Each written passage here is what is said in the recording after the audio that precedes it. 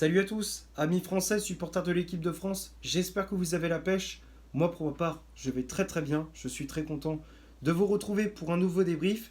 On va analyser cette rencontre qui opposait l'Autriche à la France. C'était un match qui comptait pour la première journée de phase de poule de l'Euro 2024 du groupe D. Victoire des Bleus 1-0, le seul buteur de la partie est Weber contre son camp à la 38e minute de jeu. Et avec ce résultat, les hommes de Deschamps prennent la deuxième place de ce groupe. Le classement, comme d'habitude, je t'affiche juste ici. Donc on est deuxième avec 3 points, à égalité avec les Pays-Bas qui se sont imposés 2-1 face à la Pologne. Donc on est à égalité avec les Néerlandais. Ce sera notre prochain adversaire lors du prochain match. Donc il faudra absolument s'imposer pour prendre les 3 points et prendre la tête du groupe et assurer le ticket pour les huitièmes de finale de cet Euro. Bon, on va parler de ce qui s'est passé durant ce match face à cette équipe autrichienne. La première période a été dominée par les hommes de Didier Deschamps. Les Bleus qui avaient la possession du ballon, ils ont mis de l'intensité, de l'agressivité, de la vitesse, de la percussion sur les côtés, notamment avec Théo Hernandez et Kylian Mbappé sur le côté gauche et sur le côté droit avec Jules Koundé et Ousmane Dembélé. On a eu une très grosse occasion dès la 7e minute de jeu avec Kylian Mbappé qui bute sur Patrick Pence. Ensuite, l'Autriche qui a essayé de réagir, même s'ils n'ont pas eu beaucoup d'occasions durant cette première période, mais ils ont essayé de réagir. La plus grosse opportunité, c'est le face-à-face entre Baumgartner et McMaignan, le gardien tricolore qui s'interpose devant l'attaquant de l'Autriche. Et les Bleus qui poussent pour ouvrir le score et ils sont récompensés de leurs efforts. Avec le but de Weber contre son camp, suite à un centre de Mbappé côté droit, dans la surface de réparation, il avait pris de vitesse Mouené. Et le centre est dévié de la tête par Weber qui marque dans ses propres buts. 1-0, donc la France qui prend l'avantage et c'est le score à la mi-temps. Deuxième période, bon, c'était plus compliqué. L'Autriche qui poussait pour égaliser, essaye de revenir dans cette partie. Heureusement pour nous, on avait une défense solide. Koundé qui était solide dans son couloir droit, sur son couloir droit. À gauche également avec Théo Hernandez. Et une défense, une charnière centrale solide qui a remporté qui a remporté ses duels. Saliba et Upamecano. Et offensivement, c'était plus délicat également parce que Mbappé qui avait à un moment donné une occasion de mettre le deuxième but, mais il loupe son face-à-face avec Patrick Pence et il n'a même pas tiré sur le gardien, c'est qu'il n'a même pas cadré. C'est chaud quand même, c'est chaud. Là, Mbappé, ce genre d'occasion, il les met au fond et là, il cadre même pas sa frappe. C'est chaud, comme je disais, parce que là, normalement, ça aurait dû faire 2-0. Et puis même Marcus Thuram, c'est pareil. À un moment donné, il a un ballon dans la profondeur. Et au lieu de lober le gardien, je sais pas, il se remet il repart à gauche. Enfin, je sais pas. Ouais, c'est un manque de spontanéité, ça manque d'efficacité devant les buts. C'est vrai que le trio Dembélé, Mbappé, Thuram, ça n'a pas du tout fonctionné, surtout Thuram à gauche. Alors là, c'était encore pire. Déjà qu'en pointe, en équipe de France, c'est pas terrible, mais à gauche, c'était pire. Marcus Thuram, c'était pas ça. Donc Deschamps doit revoir son trident offensif lors du prochain match parce que face aux Pays-Bas, ça va pas être la même chose. Ça va pas être la même chose. Il faudra changer le trio offensif, peut-être mettre Kingsley Coman, réintégrer Olivier Giroud.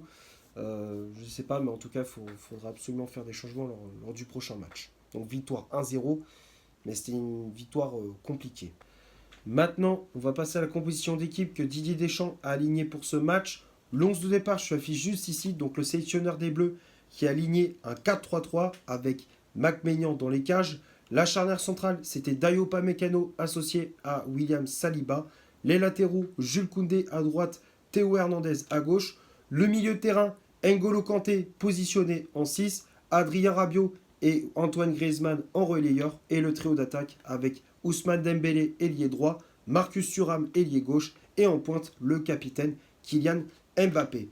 Les changements effectués par Didier Deschamps, donc on a vu l'entrée de Eduardo Camavinga à la place de Adrien Rabiot au milieu de terrain, Youssouf Fofana à la place d'Antoine Griezmann, Randal Colomwani qui entre en jeu à la place de Ousmane Dembélé, et pour finir l'entrée d'Olivier Giroud à la place de Kylian Mbappé.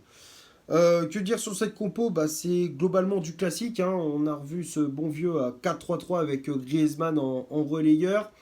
La titularisation d'Engolo Kanté, hein, on ne pensait pas qu'il allait être titulaire. Moi personnellement, je pensais que ça allait être Aurélien Chouameni.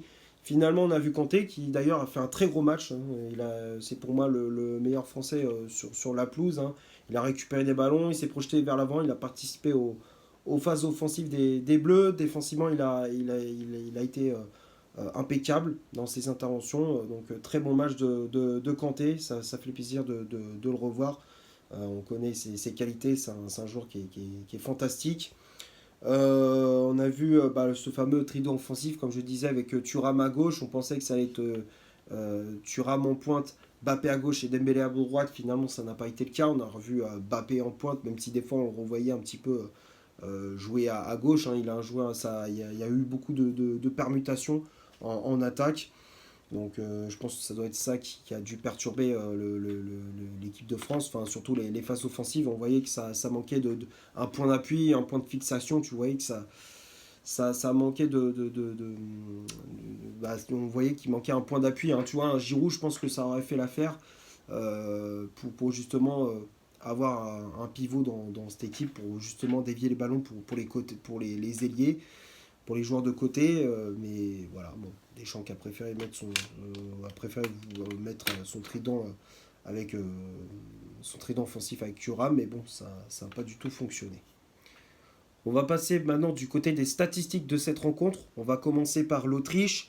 Les Autrichiens ont eu 52% de possession de balle, 6 corners, 5 tirs au total, dont 3 tirs cadrés, 0 hors-jeu de signalé du côté de l'équipe de France, 48% de possession de balle, 2 corners, 9 tirs au total, dont 3 tirs cadrés, hors-jeu de signalé. Donc quand on regarde les stats, possession de balle, légèrement à l'avantage des Autrichiens, hein, légèrement en faveur des hommes de Ralf Rangnick.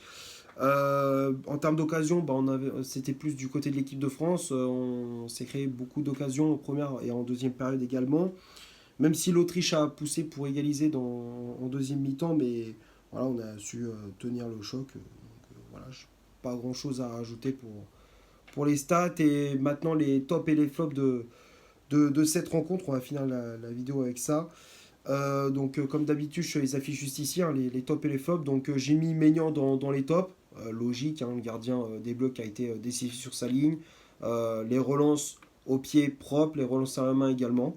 Bon match de la part du gardien du Milan AC qui a rassuré sa défense. Donc, Maignan, je le mets dans les tops. La charnière centrale, Saliba ou Upamecano, c'était très solide. Saliba, même si dans les relances, c'était un petit peu compliqué, surtout en deuxième période, il était un petit peu en difficulté dans ses interventions également. Il dégageait un peu moins de sérénité, mais dans l'ensemble, ça a été correct, hein. Bon match de la part du défenseur d'Arsenal, ou Upamecano qui a été solide également.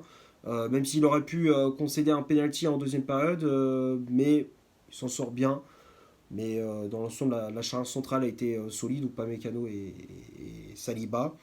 Ensuite, les latéraux, Koundé et Hernandez, les deux, je les mets dans les tops. Koundé qui a été très décisif, hein, sur ses interventions, sur les phases défensives, il a été solide.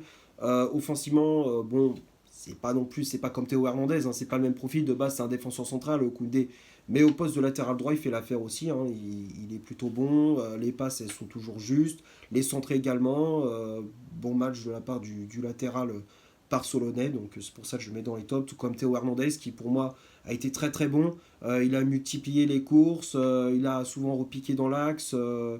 Il a essayé de trouver des combinaisons avec Griezmann et Mbappé. Il a été décisif sur son côté gauche, et il a été solide aussi dans ses interventions également. Bon match de Théo Hernandez, hein, qui confirme son statut de titulaire. Le milieu de terrain, forcément, bah, je mets N'Golo Kanté, hein. Kanté, je le mets dans les tops, et pour moi, c'est l'homme du match. Kanté qui a récupéré des ballons, qui a mis de la vitesse, qui n'a pas hésité à monter pour proposer des solutions à ses partenaires. Défensivement, il a été propre dans ses interventions. Il rattrapait les bêtises de ses camarades par moments. Donc bon match de Kanté, ça fait, comme je disais, ça fait plaisir de le revoir parce que Kanté, c'est un joueur que je kiffe. Hein. C'est un joueur qui est humble, qui récupère des ballons, qui s'impose aussi comme un joueur important, un cadre de l'équipe. Donc ça fait plaisir de voir N'Golo Kanté en équipe de France. Donc c'est pour ça que je le mets également dans les tops. Hein. C'est un joueur qui est fantastique. Après, j'ai mis Rabiot également dans les tops. Bon match d'Adrien Rabiot au milieu de terrain qui a récupéré des ballons, qui a distribué vers l'avant pour les attaquants, qui a apporté de la verticalité. Euh, Là, après, dans ses interventions également, très bon match de Rabiot. Il a mis de l'agressivité, il a gagné beaucoup de duels. Ensuite, Griezmann, je le mettrai dans les flops. Match un petit peu décevant d'Antoine Griezmann, qui était un petit peu en difficulté. Dans l'impact physique, il avait du mal à s'imposer. Dans les duels, il avait du mal à s'imposer. Après, dans le jeu, bon, il a essayé d'apporter son influence. Tu sais, il essaye d'être influent dans le jeu des Bleus, mais c'était compliqué. Il avait du mal à doser ses passes, à être précis dans la finition, manque d'efficacité également dans le dernier geste. Donc Antoine Griezmann qui est passé un petit peu au travers dans cette rencontre. Et puis bah, les trois attaquants, hein, Thuram, Mbappé et puis comment dire, Dembélé, bah, les trois j'ai mis dans les flops. Hein. Dembélé qui a montré toutes ses limites hein, en termes de gestes techniques. C'est souvent limité, comme je disais, comme j'ai déjà dit avec le PSG, mais là je le dis aussi avec l'équipe de France, Dembélé, techniquement c'est limité. À chaque fois, c'est je prends le ballon, soit je déborde, soit je repique dans l'axe. C'est toujours les mêmes, enfin il alterne jamais, c'est toujours. Il essaye pas de renverser de l'autre côté, c'est toujours ça Dembélé, c'est toujours le même jeu, donc forcément bah, les Autrichiens bah, ils ont vite compris son petit tour de manège, donc bah, forcément bah, c'est plus compliqué pour Dembélé de s'imposer au fur et à mesure de la rencontre. Donc c'est pour ça Dembélé je mets dans les flops et puis dans la finition à chaque fois dès qu'il frappe il cadre jamais ses frappes, hein, c'est toujours la même chose. Mbappé qui a été décevant également, même si c'est lui qui est à l'origine du but. Pour moi, il n'a pas fait un bon match. Hein. Il avait des occasions, il ne les met pas au fond. Il avait un face-à-face, il ne cadre pas. Donc ouais, Mbappé qui a été décevant. Et en plus de cela, il sort sur blessure. Hein. Il s'est pété le pif. Hein. Il s'est cassé le nez avec Kevin Danso sur un coup de pied arrêté. On ne sait pas s'il sera là lors du prochain match face aux Pays-Bas. Et Thuram, pour moi, c'était une catastrophe. Thuram, j'ai mis dans les flops également, qui a fait un match catastrophique. Sur son côté gauche, il a été transparent. Transparent, il n'a pas fait de différence avec la balle. En deuxième période, il avait une occasion de lober le gardien, il ne le fait pas. Défensivement, alors ok, sur les phases défensives, ok, il faisait des replis, il dégageait des occasions chaudes, enfin de la tête sur les coups de pied arrêtés. Mais voilà, c'est trop peu. Enfin, ce qu'il apporte Marcus Thuram, c'est trop peu. Donc c'est pour ça que je le mets dans les flops. Et puis les remplaçants, Kamavinga, Fofana, Colomwani et Giroud. Le seul que je mets dans les flops, c'est Randal Colomwani qui n'a pas apporté grand-chose dès qu'il est rentré. Donc voilà, après le milieu de terrain, enfin les remplaçants, Kamavinga et Fofana, ils ont fait une bonne entrée. Giroud qui aurait pu marquer en fin de match, mais il n'a pas réussi. Mais voilà, le seul remplaçant qui a été décevant, c'est Randal Colomwani. Voilà, je pense avoir fait le tour pour ce Autriche-France. J'espère que le débrief vous aura plu. Si c'est le cas, vous laissez un énorme like. Tu t'abonnes. Tu n'hésites pas à me dire dans les commentaires ce que tu as pensé du match et de mon débrief. Pardon. Partage la vidéo sur les réseaux sociaux, Facebook, Instagram, comme d'habitude. N'hésite pas à faire un tour sur mon compte Instagram. Comme d'habitude, je t'affiche juste ici. Et d'ici là, portez-vous bien. On se retrouve pour un prochain débrief. Ciao.